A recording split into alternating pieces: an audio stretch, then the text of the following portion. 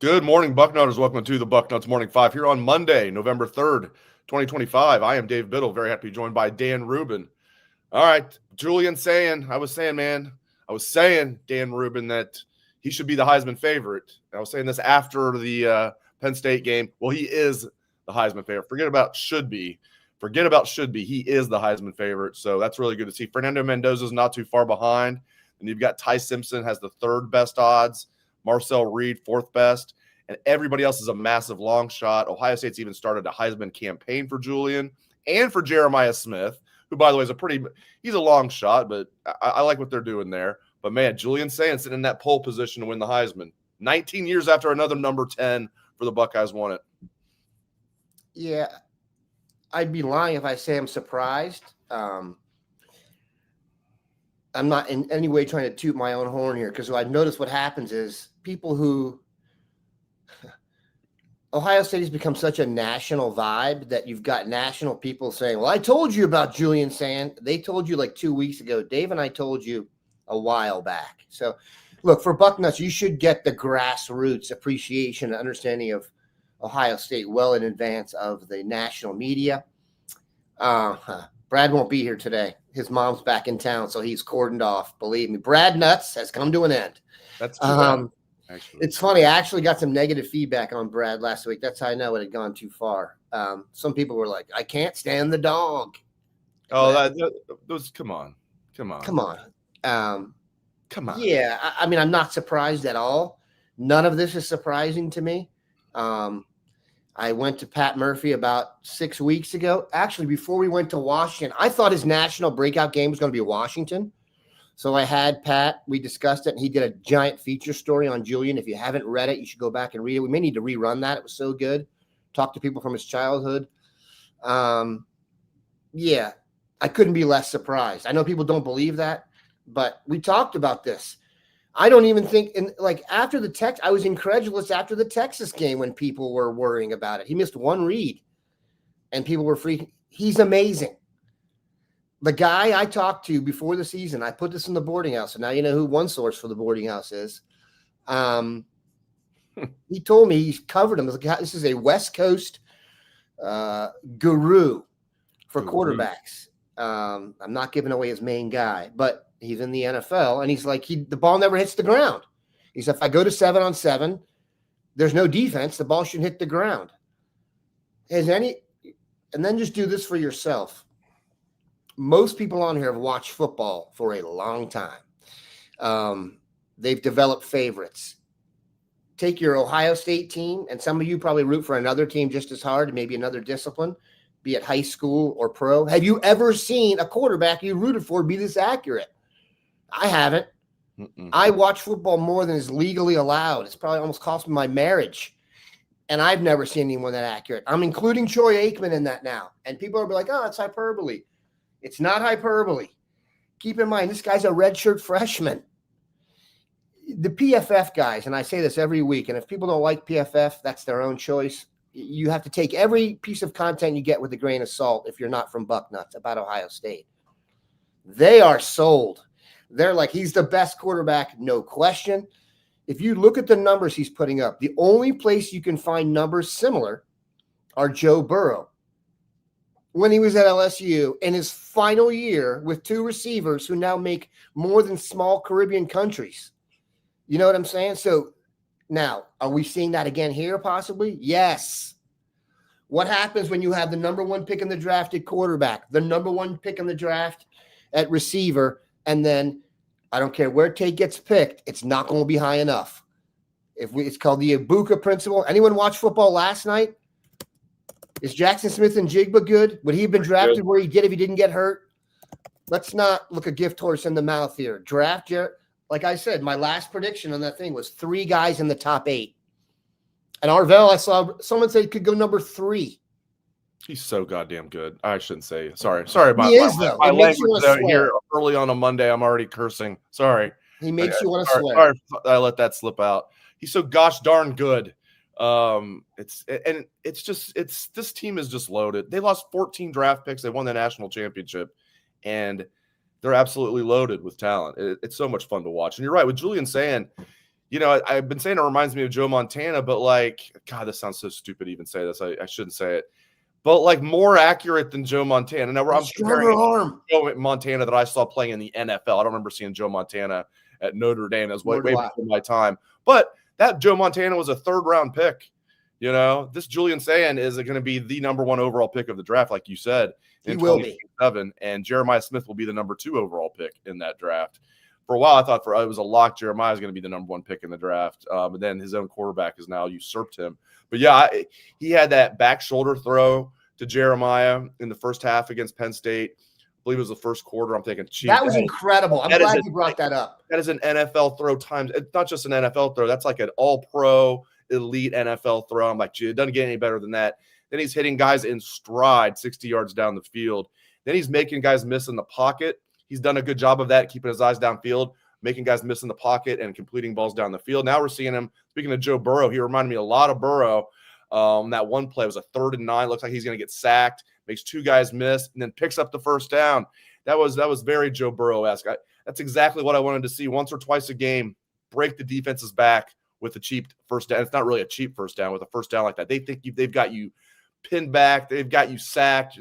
The punt team's going to come on the field. No, you get a first down with your legs. It's huge. This guy is unbelievable. He's better, Dave. I don't think – I'll be very surprised at this point if he does not win the Heisman, Dan. People don't want to hear. I'm not trying to be hyperbolic here. I had the good fortune of seeing Joe Burrow play a little bit in high school, and when he came to Ohio State and went to LSU, he wasn't this good then. Go look at the numbers. Go look at his first year at LSU. They're pedestrian numbers. Now, it was a different coordinator. It wasn't different personnel, okay? And he was good, but he wasn't what he was the year after. That's the one part of this story that has not gotten enough press yet nationally. He is a redshirt freshman. Bo Jackson is a true freshman, okay? Jeremiah Smith is a true sophomore, okay? And they're crushing dudes. They're the best, and they're the youngest. Every time I peel back a layer on this team, I love it even more. I love the fact that there's no arguments among the receivers. Brandon Inniss never gets the ball. He's always in a good mood and psyched for his teammates. You know what I'm saying? There doesn't seem to be any Jeremiah could be like, dude, I want 900 passes a game. I don't care about Carnell Tate. They obviously here's one thing you can go back and look at. Look at the pictures when someone scores a touchdown. Look how happy everybody is. Carnell Tate is on the sideline for one of Jeremiah's touchdowns, and he's giving them some whatever they do. You know what I mean? The layers on Sayin, I keep peeling back. His older, maybe he's not that. His older brother is like the best quarterback in the history of UPenn. His older sister played soccer at Chicago. So he's basically could have gotten into Ohio State just on academics, probably. This is just ridiculous. It's ridiculous. It's ridiculous. And then you start talking about like Matt Patricia versus Jim Knowles. I've never seen anything like that boo cheer thing they did on the trolling has become like, because of Twitter, you're now just allowed to troll other people and they give like awards after the weekend best troll job when maybe 10 years ago that would be considered uncouth. Now they do it during the game. The cameraman found Jim Knowles, not on the sideline, mind you, in the booth and went after him. It's incredible. It's hilarious. Well, one of my buddies at the game he told me about. I didn't even realize that happened. That is hilarious. I've never seen it before. I also will say this, and Dave, you remember this. I told you when we were talking about doing columns before the year, one of them I suggested was Penn State. I don't get it. What's the deal? Why are they? I'm telling you, Ohio State is the reason Penn State's guys got fired, and you can Michigan contributed too. They just assumed if you bring most people back, you're going to be just as good in a senior quarterback. I said this before. The problem with Penn State is their best players actually left. Right. Tyler Warren and Abdul Carter. Right. Our two best players stayed. Okay. And we have Arvell Reese and Julian Sayin. I give Ari Wasserman credit. He said this. They may have the 4 best players on the country, 5 best players in the country. Who's better? Who's a better receiver than Tate and Smith? Who's better on defense than Reese and Downs? And who's better at quarterback than Sayin? Who's better at D tackle than Caden McDonald? I won't even say Caden Curry's the best defensive end, but he's up there. There's not a one tech I would take over Caden. There's no linebacker I would take over Arvell Reese. There's nobody I would take over Caleb Downs.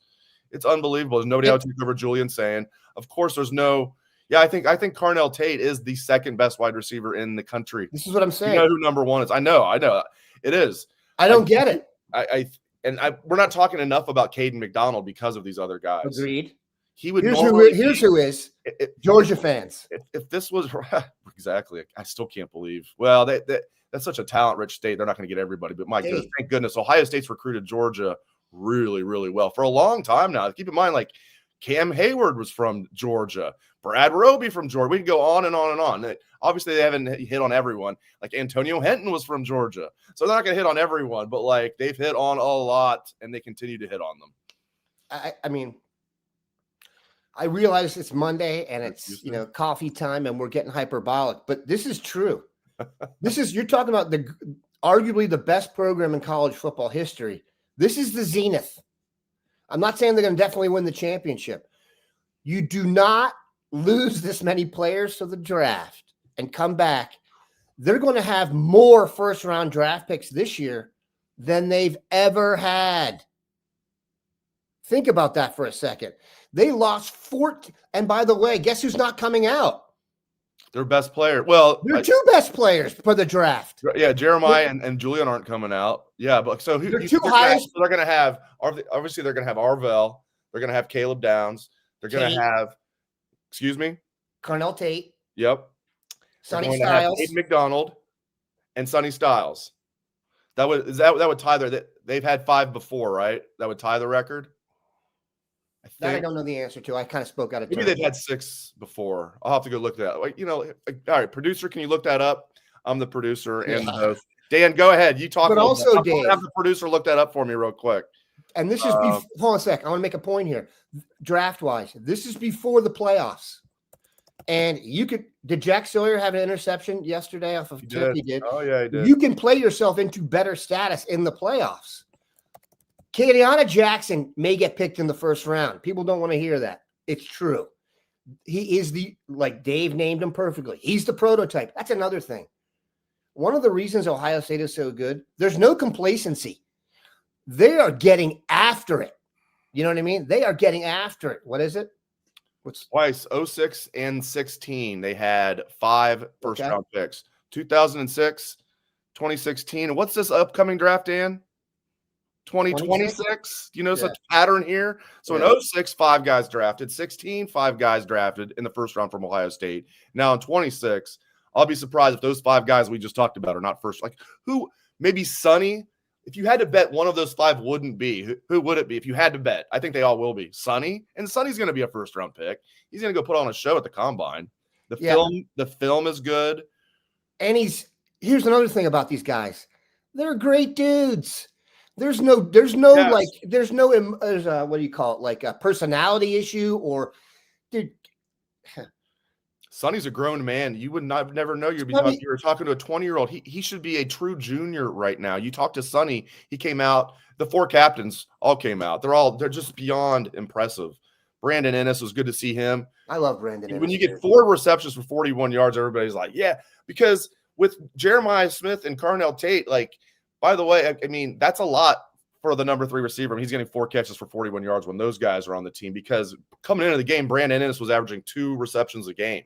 He came into the game with 14 receptions on the season. So that was a season high, a career high for him with 4 receptions. That was good to see. Austin Saraveld's a grown man. He's a 3rd-year sophomore. He could go. I mean, he could. I hope he comes back. I don't want him to. I think he'll come back for one more year just because I do too. It happened so fast. I think he wants to have 4 years in college, but he could. Austin Saraveld, he would damn sure would be drafted. These guys in Sonny Styles, they're just so, and Caleb Downs, they're just so impressive young men, to your point. And Tim May brought this up. The APR has never been higher for Ohio State football than it is right now. And you think, okay, some people might overlook that. But then think about like what we're doing, like what we're seeing on the field, like defensively. Matt Patricia is just next level with, aerospace engineer.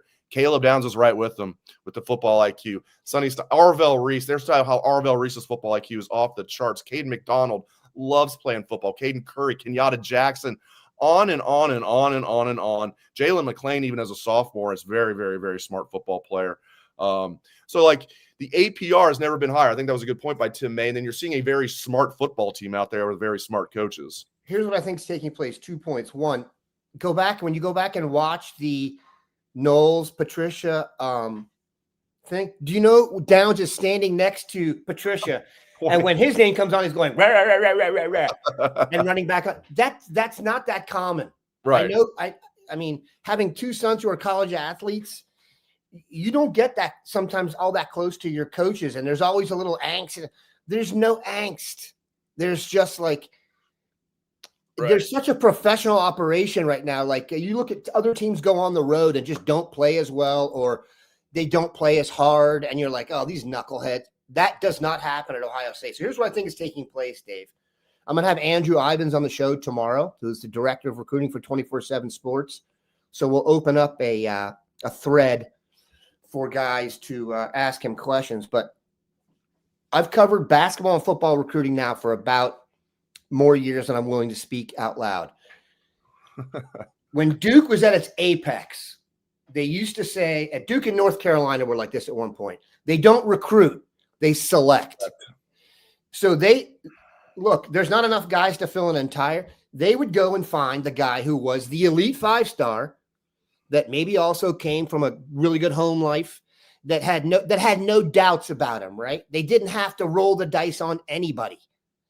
That's where Ohio State is right now. If you've ever talked to Sonny Styles or Carnell, I told you, we met Carnell Tate at a function. This is his freshman year. He was 17 before even the tragedy struck him. And we walked away, and I was like, that guy's more mature than I am. This is embarrassing. They're able to get the best of the best of the best now. They're not like Caleb Downs could be the CEO of a company. He's probably got a company that he's the CEO of that NIL. It's bounds to business. Believe, and the development, dude. And now keep this in mind. And we've talked about this, and this will come up tomorrow. People are freaking out about recruiting. Well, everybody's getting fired. What happens when you get fired? A lot of players reconsider their options. If you were reconsidering your options right now and you wanted to be a professional football player and win a lot of games, where would you go? What's the most stable place? Oh, they lose their coordinators. Are they able to replace them? Oh, yeah, we can do that. So coming into the season, the biggest concern about Ohio State was they had to replace their coordinators and 14 guys to the pros. We have the best roster and the best coaching staff. But again, I can't get over how good it's been. I'm serious.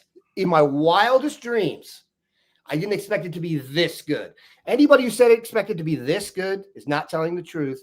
Just like anybody complaining about the schedule, you show me where you said that before the season. Anybody. When they had the two teams that got the most votes in the preseason poll on their schedule. We can't help it if Arch and then Penn State's a dumpster fire. Well, I'll tell you what, Texas, that was good. They beat Vanderbilt, and good they beat Oklahoma early in the year, because Texas is all the way up at 12th. Do I think Texas is the 12th best team in this country? I do not. That's good for Ohio State. Not that it matters, but it's fun when the committee's first rankings come out this week. Who cares? A lot of people, though, have asked me, do you think Ohio State's going to be 1 or 2? It's like they're going to be 1. And if they are 2, who cares? Like, to your point. But, like, some people do care. So it's fun because Ohio State deserves to be 1. You mentioned this. I'm going to get into this before I forget. Kevin Brown, if it's exactly what you're saying. Now, by the way, the Buckeyes did get a couple of 2027 O-line commits with Kellen Weimer and Mason Wilt. But I want to ask about Kevin Brown, 2026 kid. Loved his visit to Ohio State for the Penn State game. He's a Penn State commit. To your point, they're looking for a new coach. Maybe come to Ohio State. Now, we've seen recruits over the years say just absolute, just gushing things about Ohio State, and then they don't pull the trigger. This guy was just going overboard, just talking up Ohio State. So it's looking good. So that's exactly what you're talking about. Guys like Kevin Brown could be flipping to the Buckeyes. Harrisburg, PA. So that's another poke in the eye. Yeah. He might stay. That's pretty close to Penn State. Yeah. No. Go read the story. It's on the front page by Garrick right now. A long story. He even says, I can't wait on Penn State. My top 2 are now West Virginia and Ohio State. He visited West Virginia last weekend, had a good visit. Mountain Mama. Listen to him talk about the Ohio State visit.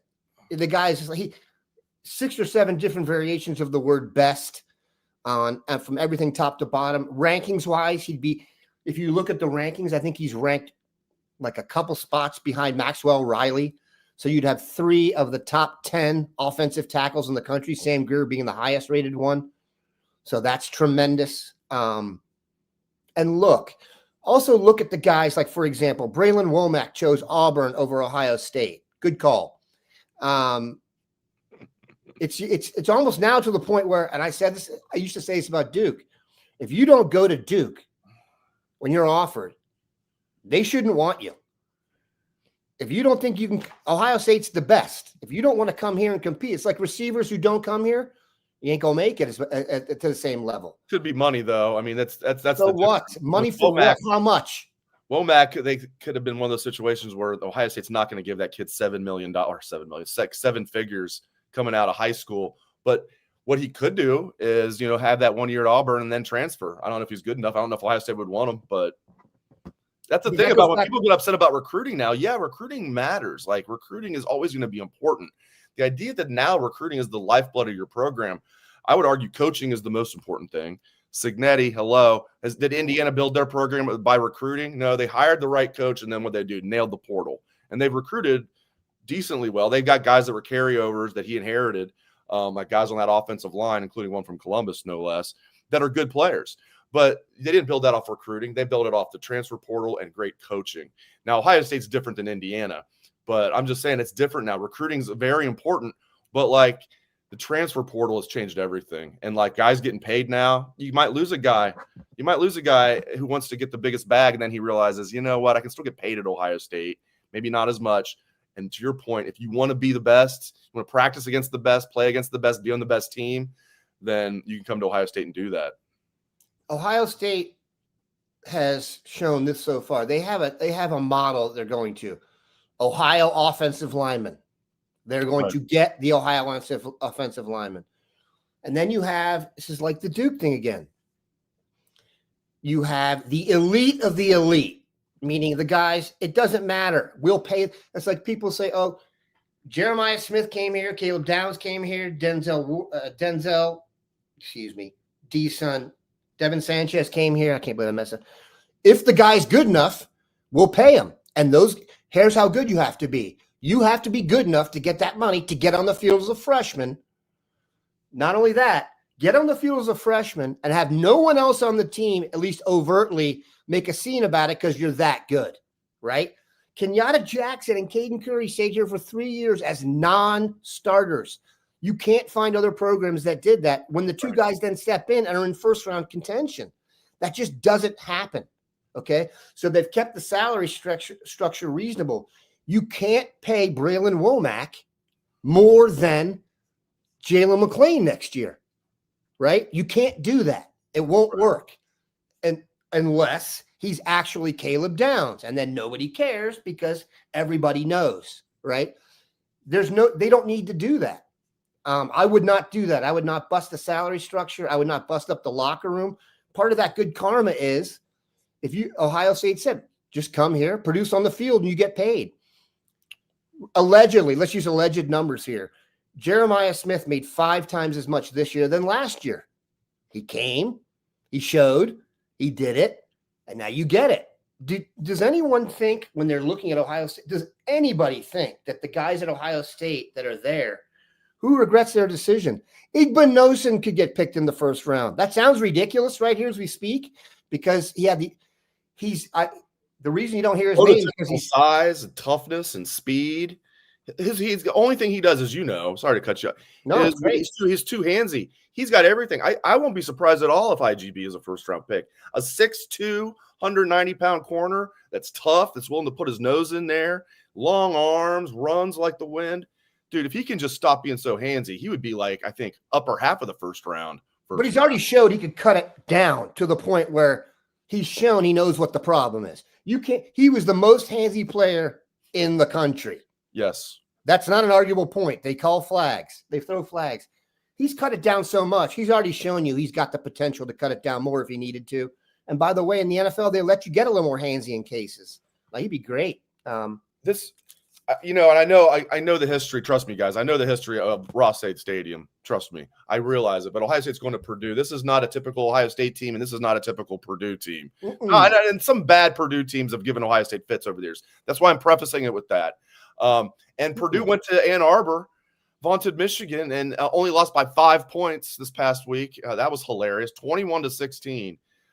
Michigan held on at home to beat Purdue. So listen, all caveats aside, listen, this is I look at this as a 3-game warm-up. Now, the team can't look at it like that, but I can, because that's exactly how I feel. I just spit the truth. I don't want to bullshit you guys. This just feels like a 3-game warm-up for the game.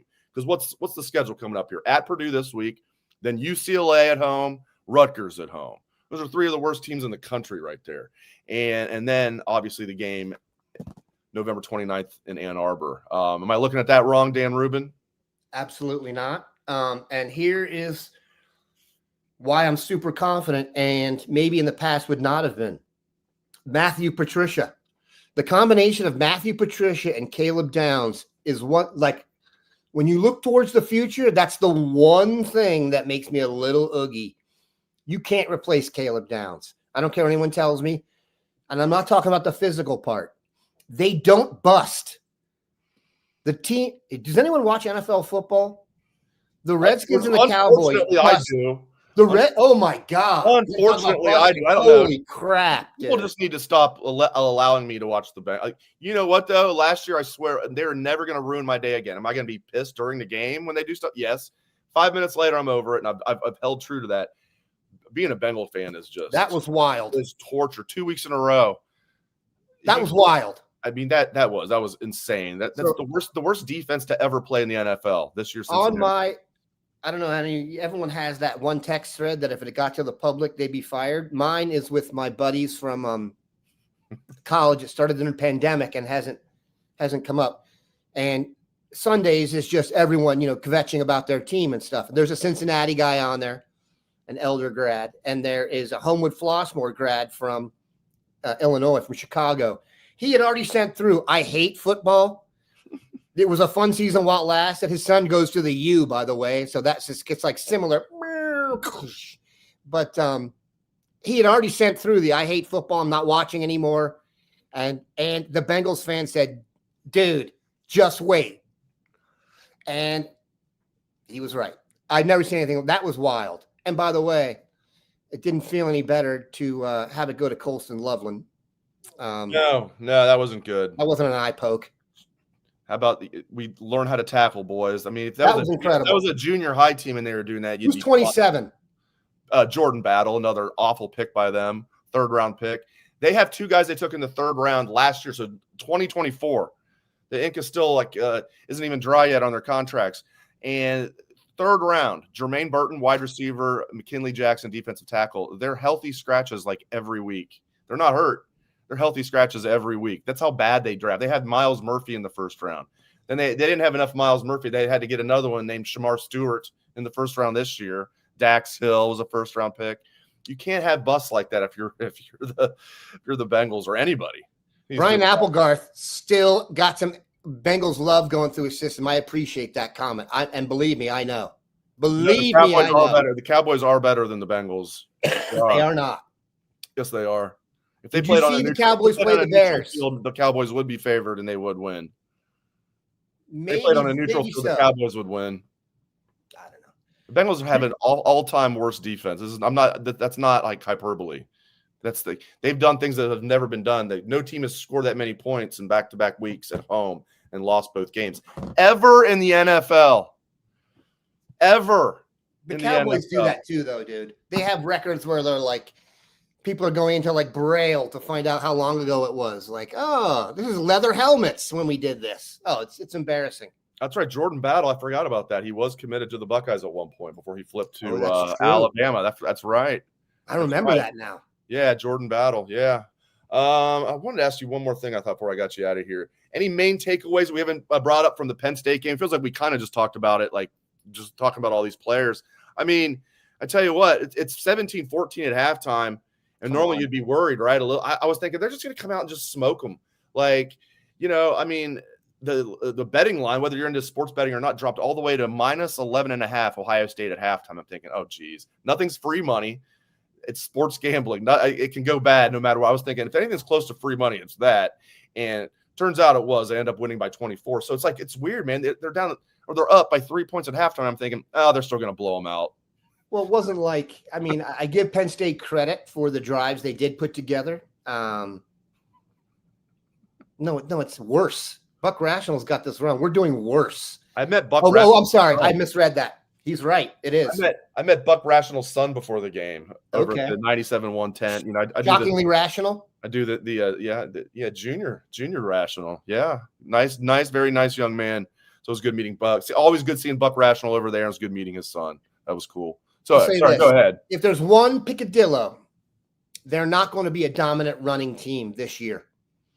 I think that's pretty clear. They're good. They're not.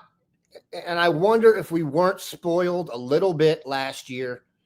You just don't have someone like Quinshon Judkins transfer after a sophomore year from the SEC to your team.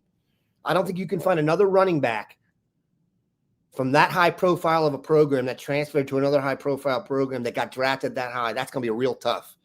So I don't know if it's realistic to expect that. I'll say this.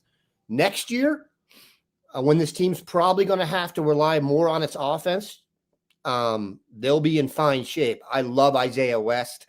I love Bo Jackson. I do think they're a nasty combination. Also, by the way, James Peoples had one good run, got up and was so excited. Does that look like a guy who's bummed out, who's fighting against the team when he's been demoted? Not at all. Another good thing to look at, by the way, in terms of culture. So they're not going to be dominant on the ground. I don't know if it matters. Keep in mind, we haven't even talked about Max Clare, who preseason was a first-round draft pick in most mock drafts and just can't get enough catches here. Right. He's probably thinking, what was I thinking? Going to a place where Jeremiah Smith and Cardell Tate? No. I tell you what he's thinking. He's going to be he's on the best team in the nation. And, I mean, there's been a lot of guys at Ohio State that didn't have a lot of receptions at tight end that were still like early draft picks. So he'll be fine. Keep in mind, the playoffs, you got to release some stuff maybe you hadn't done before. Would anyone be surprised that there's a playoff game where Max Clare is like 9 for 116 and, someone decides their matchups, they're going to figure out how to double both, Tate and Smith, and they got to go to Clare. Does anyone have any issues with Sayin have to go off his mid? Come on, man. It's just, it's unheard of. And the youth, like I go back to this. At one point in time, I realized, I went and looked at the top 15 to 18 teams. The rankings changed. No other team will bring back their top quarterback, top receiver, top running back. None. Zero. And I'm not saying it's a choice. They're not even, there's no team with the eligibility to do it. Georgia can do it theoretically, but the number one receiver is no one to speak of. The quarterback, would you rather have him or Isaiah? And then the running back Frazier's a stud, true sophomore. But no other team even can do that. And they can't leave. It's like, there's no decision for Julian or Jeremiah. They are like not even 20. If they are, they just turned 20. I mean, I can't get over it. And I realize, Steve, you're right. I am in a state of euphoria.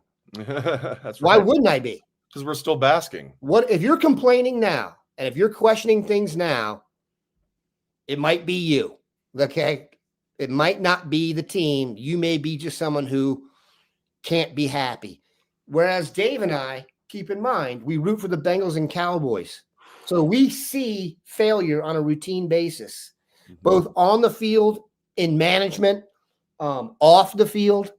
Any way you can screw things up, the Cowboys and the Bengals are really good at that. And then you look at the Buckeyes, and it's like, is it even the same sport? Right. No, it doesn't feel that way. So I always say, thank God we have the Buckeyes. Like for those of us that are Bengals fans, or if you feel that way as a Cowboy fan, at least you got to experience 3 Super Bowl wins in the 90s. At least I've seen Super Bowls, I guess. But yeah, at least we have the Buckeyes. I say it all the time. All right, I got to get out of here. Great stuff from Dan Rubin. As always, Dan will be with you tomorrow, with, again, Andrew Ivins. Yes, director of recruiting for 24/7 Sports. Andrew does a great job. He does a great job, and he's there, as he says, ground zero there, like right there in Southern Florida where there's a ton of talent. So Andrew does a great job. That'll be a cool show. So Dan will be with the first person, Andrew, to rank Jeremiah Smith #1 overall. Number one guy to do that. And people are like, oh, you can't put a receiver #1 overall. It's like, yeah, I can. Yeah. How are we looking now? So, all right. I appreciate you guys. Thanks to Dan. Thanks to all of you. We appreciate you guys very much for tuning in. Everybody, hope you have a great day. I know you're still basking. Go Bucks.